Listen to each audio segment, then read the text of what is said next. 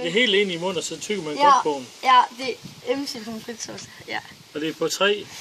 Og der er mange kerner i. Ikke. Det er rigtig godt. 1, 2. 3. Nu. Ej, det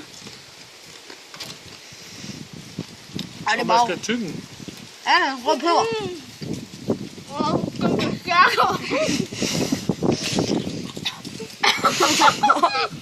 Jeg tror, jeg skal get tør den grønne. Du skal bare tygge den, så gør det ikke noget. Det fyrer du.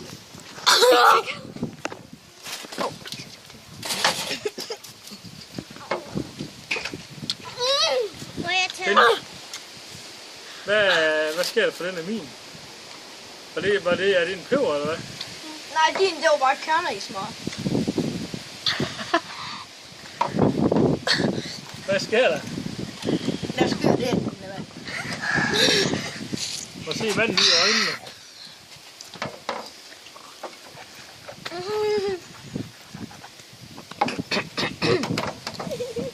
Det passer jo ikke.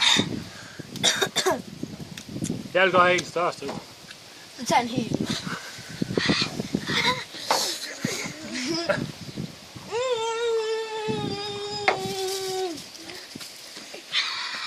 Har du snart ikke mere mælk? Nej, det er ikke godt. En stak.